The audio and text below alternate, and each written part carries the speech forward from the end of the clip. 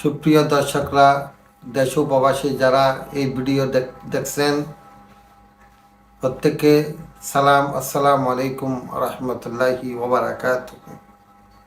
আমি আজ আপনাদের সম্মুখে জাকাতের ফজিলত এবং জাকাত অনাদায়ের শাস্তি সম্পর্কে আলোকপাত করার জন্য ইচ্ছা পোষণ করেছি। আল্লাহ পাক সুবহানাহু ওয়া তাআলা কোরআনে কারীমের মধ্যে অসংখ্য আয়াতের মধ্যে যেখানে নামাজের কথা, কিমিস সালাত ওয়া আতুজ যাকাত, যেখানে নামাজের কথা সেখানে জাকাতের কথা বলেছেন। এবং পঞ্চম স্তম্ভ, ইসলামের মধ্যে পঞ্চম স্তম্ভ কালিমা, নামাজ, রোজা, হজ, জাকাত। ইসলামের 5টা ব্যানার মধ্যে অন্যতম জাকাত। জাকাত কেউ যদি অস্বীকার করে সাথে সাথে কাফের হয়ে যাবে। জাকাত দেওয়ার পদ্ধতি 7.5 ভরি স্বর্ণ অথবা 52 তোলা রূপা অথবা সে পরিমাণ টাকা যদি 1 বছর স্থায়ী হয় তাহলে তার উপর শতকরা 2.5 টাকা করে, 1025 টাকা করে তাকে জাকাত দিয়ে দিতে হবে। জাকাত দেওয়া মানে মালের হক আদায় করা, মালকে পবিত্র করা। জাকাতের এক অর্থ হচ্ছে নুমুপু, বৃদ্ধি পাওয়া, আল বারাকাত, বরকত করা, আর জিয়াদাতুন, বেশি করা। কেউ যদি মালের জাকাত আদায় করে তখন তার মালটা বরকত হবে, স্থায়ী হবে, বেশি হবে। জাকাত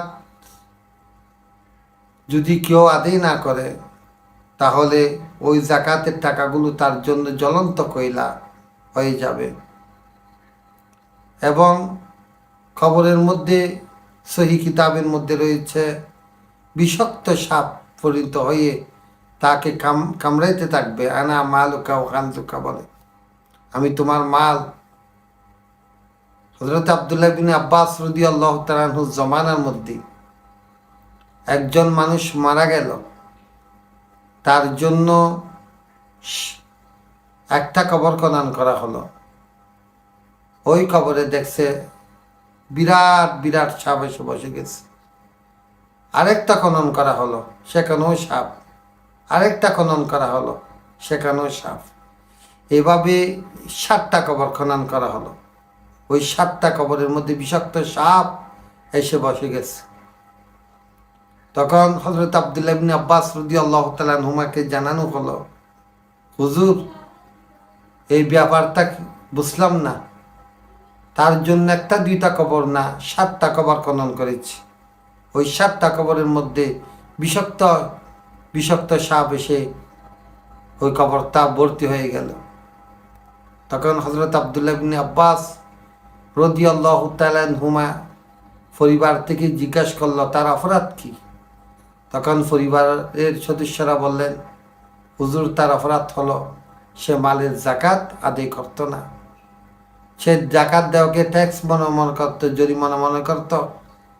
তখন হজরতে আব্দুল্লাহ ইবনে আব্বাস রইসুল মুফাসসিরিন, হজরত আব্দুল্লাহ ইবনে আব্বাস রাদিয়াল্লাহু তাআলা আনহুমা বলেন, তাকে সাপ সহকারে কবরের মধ্যে দাফন করো, কেননা সেই জাকাত আদায় করতো না। ওই মালগুলো আজ শরফে পরিণত হয়ে তাকে শাস্তি দেওয়ার জন্য অপেক্ষা করেছে। এভাবে জাকাত আদায়ের অনেক শাস্তি, শুধু ইন্তেকালের না, দুনিয়ার মধ্যেও শাস্তি শুরু হয়ে যায় মৃত্যুর পর।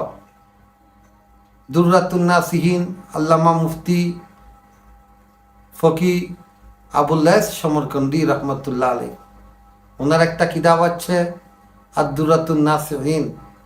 ওই কিতাবের মধ্যে উনি বর্ণনা করেছেন খলিফাতুর রাসূল হযরতে সাইয়েদনা সিদ্দিক আকবর রাদিয়াল্লাহু তাআলা আনহুর খেলাফতের যুগে একজন মানুষ মারা গেল। ওই মানুষকে গোসল করিয়ে কাফনের কাপড় পরিধান করে জানাজার পড়ানোর জন্য মাঠে নিয়ে আসা হলো। সেদিনা সিদ্দিক আকবর রাদিয়াল্লাহু তাআলা আনহু কে বলা হলো ইমামতি করার জন্য। হযরত সাইয়েদনা সিদ্দিক আকবর রাদিয়াল্লাহু তাআলা আনহু ইমামতি করার জন্য দাঁড়ালেন। সিদ্দিক আকবরের পিছনে অনেক মানুষ দাঁড়ালেন জানাজা আদায় করার জন্য, এবং মানুষরা দেখতে পাচ্ছে ওই কাফনের মধ্যে ভিতরে নড়াচড়া করছে। তখন সিদ্দিক আকবর নামাজের ইমামতি করবে, এই মুহূর্তে সবাই কাতার ভেঙে ফেলল। সেইদিনা সিদ্দিক আকবর রাদিয়াল্লাহু তাআলা আনহু বলেন, তোমরা কাতার ভাঙছো কেন? তোমাদের কি হয়েছে?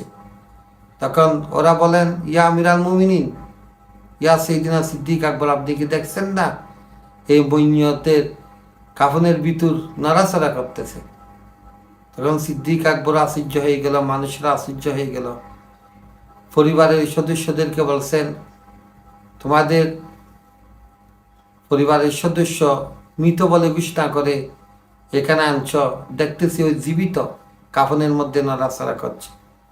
তখন একজন মানুষ সাহস করে কাফনের কাপড় যখন খুলল, দেখল ওই কাপড়ের মধ্যে বিরাট সাপ ওই মইয়তকে দংশন করছে। সবাই সিদ্ধান্ত নিলেন, হাতের মধ্যে একটা একটা করে লাঠি নাও, ওই সাপকে মেরে ফেলতে হবে। তখন সবাই যখন হাতের মধ্যে একটা লাঠি নিল, ওই সাপের জবান মানুষের জবান হয়ে গেল। ওই সাপ বলছে, তোমরা আমাকে মারছো কেন?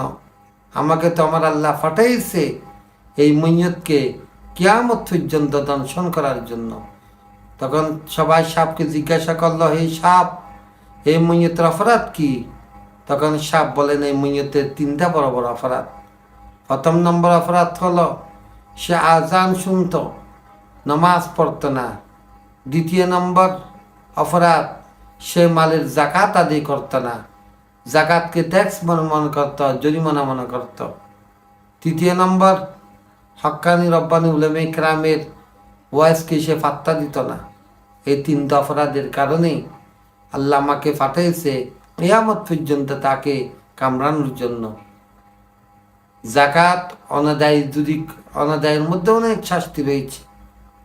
জাকাত যারা আদায় করে না তাদের মাল সম্পদ নষ্ট হয়ে যায়, এবং দুনিয়ার মধ্যে তারা সুখে শান্তিতে থাকতে পারে না, তাদের সব সময় বিমারে কষ্ট পায়।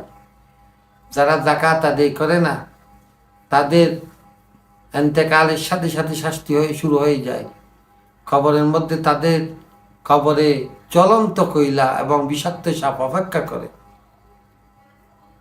এবং ময়দানে, কিয়ামতের ময়দানে গরিবরা, মিসকিনরা ওই জাকাত, যার উপর জাকাত ফরজ হয়েছে তার বিরুদ্ধে আল্লাহর দরবারে মামলা দায়ের করবে, অভিযোগ করবে, বলবেন, আল্লাহ, এই সমস্ত ধনীরা যাদের উপর আপনি জাকাত ফরজ করেছেন তারা আমাদের হক আমাদেরকে দেয় নাই। তখন আল্লাহ বলবেন, হে আমার বান্দারা, তোমরা একটু অপেক্ষা করো, আমি তাদেরকে শাস্তি দিচ্ছি। আল্লাহ তাদেরকে জাহান্নামে আগুনের মধ্যে নিক্ষেপ করবে। সে কারণে আমাদের দেশে দেখা যায় মানুষ জাকাত আদায় করতে চায় না, জাকাতকে ট্যাক্স মনে করে।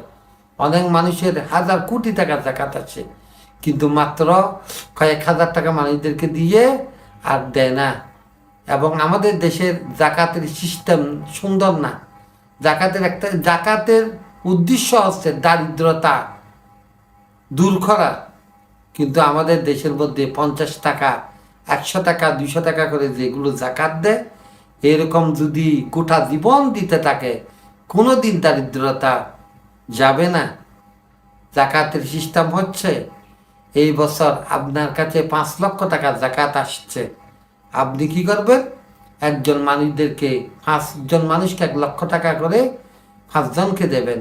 বলবেন, ভাই, আপনি এই টাকা দিয়ে ব্যবসা করেন, কি আগামী বছর আপনাকে জাকাত দিতে হবে। আগামী বছর যদি আপনি জাকাত দিতে না পারেন, কমসে কম আপনাকে জাকাত খাওয়া থেকে বিরত থাকতে হবে।